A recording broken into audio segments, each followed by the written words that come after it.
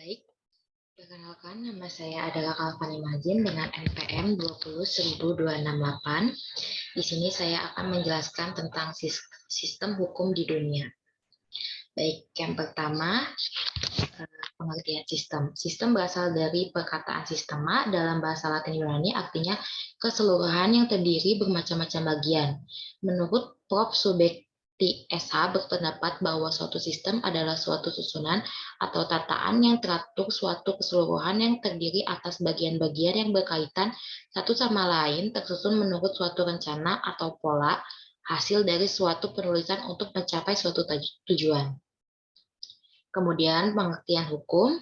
Hukum dimaknai sebagai seperangkat kaidah dalam bentuk peraturan yang mengatur tingkah laku manusia dalam kehidupan yang bersifat memaksa dan mengikat, berisi larangan dan perintah yang wajib dipatuhi dan ada sanksi bila melanggarnya.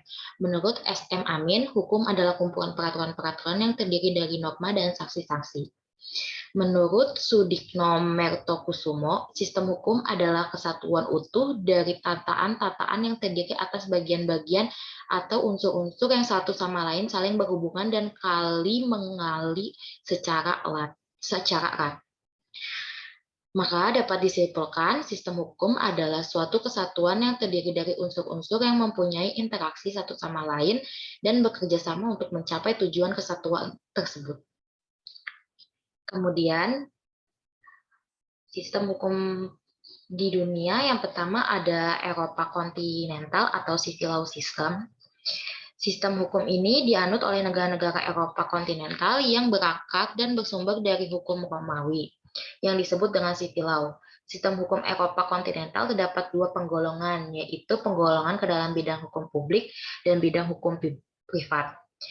Hukum publik yaitu mencakup peraturan-peraturan hukum yang mengatur kekuasaan dan wewenang penguasa atau negara serta hubungan-hubungan antara masyarakat dan negara. Yang termasuk dalam hukum publik yaitu hukum tata negara, hukum administrasi negara, dan hukum pidana. Sedangkan hukum privat mencakup peraturan-peraturan hukum yang mengatur tentang hubungan antara individu dan individu dalam memenuhi kebutuhan hidup demi hidupnya. Yang termasuk dalam hukum privat yaitu hukum sipil dan hukum dagang. Ciri sistem hukum Eropa kontinental adalah lebih mengutamakan Rechtsstaat atau negara hukum yang memiliki berkarakter administratif dan menganggap hukum itu tertulis. Sistem Eropa kontinental atau juga disebut civil law mempunyai tiga karakteristik, yaitu adanya kodifikasi, hakim tidak terikat kepada preseden sehingga undang-undang sehingga undang-undang menjadi sumber hukum yang terutama dan sistem peradilan bersifat inkusitorial. Selanjutnya yang kedua ada Anglo-Saxon atau common law system. Sistem hukum Anglo-Saxon adalah sistem hukum yang berkembang sejak abad ke-16 di Inggris. Sistem common law mempunyai tiga karakteristik, yaitu jurisprudensi dipandang sebagai sumber hukum yang terutama, dianutnya doktrin Eccles, dan adanya adversary sistem dari proses peradilan. Sumber hukum dalam sistem hukum Anglo-Amerika adalah putusan-putusan hakim atau pengadilan atau judicial decision. Melalui putusan hakim yang mewujudkan kepastian hukum, prinsip-prinsip dan kaidah-kaidah hukum dibentuk dan menjadi kaidah yang mengikat umum. Di samping putusan hakim, kebiasaan-kebiasaan dan peraturan tertulis undang-undang dan peraturan administrasi negara diakui walaupun banyak landasan bagi terbentuknya kebiasaan dan peraturan tertulis itu berasal dari putusan dalam pengadilan. Sumber hukum itu tidak tersusun secara sistematis dalam hierarki tertentu seperti pada sistem hukum Eropa kontinental. Selain itu, dalam sistem hukum Anglo-Amerika ini ada peranan yang diberikan kepada seorang hakim yang berbeda dengan sistem hukum Eropa kontinental. Hakim berfungsi tidak hanya sebagai pihak yang bertugas menetapkan dan menafsirkan peraturan-peraturan hukum saja. Hakim juga berperan besar dalam membentuk seluruh tata kehidupan masyarakat. Hakim mempunyai wewenang yang sangat luas untuk menafsirkan peraturan hukum yang berlaku. Selain itu, menciptakan prinsip-prinsip hukum baru yang akan menjadi pegangan bagi hakim-hakim lain untuk memutuskan perkara yang sejenis. Kemudian yang ketiga ada sistem hukum Islam. Sistem hukum Islam adalah hukum yang bersumber dan menjadi bagian dari agama Islam.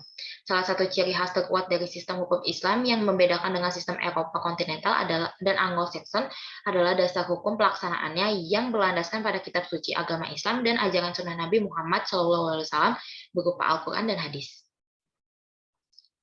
Kemudian yang keempat ada sistem hukum sosialis, yaitu sistem hukum sosialis adalah sebuah sistem hukum yang didasari oleh ideologi komunis. Sistem ini lebih berorientasi sosialis, yakni meletakkan fondasi pada ideologi negara komunis dengan semangat pada minimalisasi hak-hak pribadi. Selain itu, negara juga menjadi pengatur dan pendistribusi hak serta kewajiban warga negaranya, sehingga pada sistem hukum ini kepentingan pribadi melebur dalam kepentingan bersama. Ada beberapa negara yang menerapkan sistem hukum sosialis, contohnya Bulgaria, Yugoslavia, Kuda, dan negara-negara bekas jajahan Uni Soviet. Yang kelima, terdapat sistem hukum adat. Asal mula istilah hukum adat adalah dari istilah "adret" yang dikemukakan oleh Stockholm-Grange. Sistem hukum adat umumnya bersumber dari peraturan-peraturan hukum tidak tertulis yang tumbuh dan berkembang serta dipertahankan berdasarkan kesadaran hukum masyarakatnya. Sifat hukum adat adalah tradisional dengan berpangkal pada kehendak nenek moyangnya. Hukum adat berubah-ubah karena pengaruh kejadian dan keadaan sosial yang hukum adat Hukum adat berubah karena pengaruh kejadian dan keadaan sosial yang silih berganti, karena sifatnya yang mudah berubah dan mudah menyesuaikan dengan perkembangan situasi sosial. Hukum adat elastis sifatnya, karena sumbernya tidak tertulis. Hukum adat tidak kaku dan mudah menyesuaikan diri. Kemudian yang keenam, itu ada sistem hukum Asia Timur Jauh.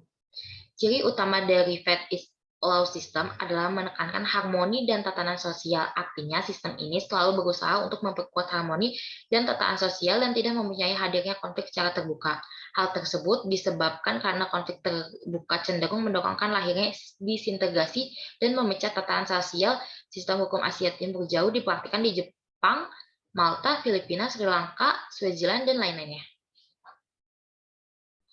Mungkin itu saja yang dapat saya sampaikan, kurang lebihnya mohon maaf. Wassalamualaikum warahmatullahi wabarakatuh.